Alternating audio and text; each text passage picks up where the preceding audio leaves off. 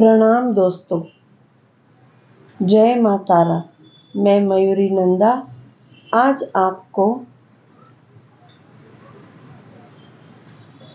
श्री कृष्ण की वस्त्राहरण की लीला पढ़कर सुनाऊंगी। यदि आपको मेरा ये प्रयास पसंद आए तो प्लीज़ मेरी चैनल को लाइक करें, शेयर करें और सब्सक्राइब करें। श्री कृष्ण की वस्त्राहरण लीला। वृंदावन की पावन भूमि पर एक दिव्य लीला घटित हुई, जिसे वस्त्रहरण लीला कहा जाता है। यह लीला केवल बाहरी कथा नहीं, बल्कि गहरा आध्यात्मिक संदेश अपने भीतर समेटे हुए है। कथा।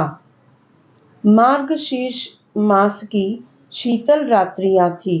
यमुना जी के तट पर वृंदावन की गोपियां श्री कृष्ण को पति रूप में पाने की कामना से कात्यायनी व्रत कर रही थी। व्रत के नियम अनुसार वे प्रतिदिन प्रातः यमुना में स्नान करती और फिर कात्यायनी माता की पूजा करती। एक दिन गोपियां स्नान कर रही थी। उन्होंने अपने वस्त्र तट पर रख दिए। तभी नटखट बाल कृष्ण वहां आ पहुंचे। उन्होंने हंसते मुस्कुराते हुए गोपियों के वस्त्र उठाए और पास के कदम्ब वृक्ष पर चढ़ गए। गोपियां लज्जित होकर बोली, कान्हा, हमारे वस्त्र लौटा दो, हम तुम्हारे सामने कैसे आए? कृष्ण मुस्कुराकर बोले, यदि तुम सच में निष्कपट हो तो अपने अहंकार, लज्जा और छल को छोड़कर मेरे सामने आओ, तभी वस्त्र मिलेंगे।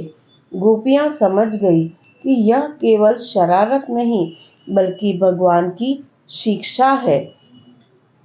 उन्होंने संकोच त्यागा और हाथ जोड़कर श्री कृष्ण के शरणागत हुई।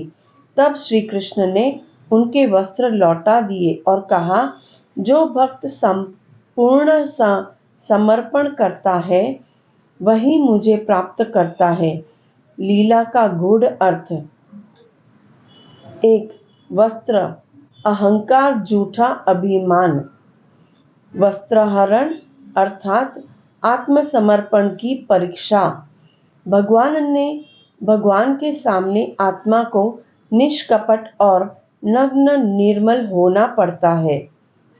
ईश्वर को पाने के लिए लोकलाज, अहम और भय का त्याग अवश्य है। संदेश।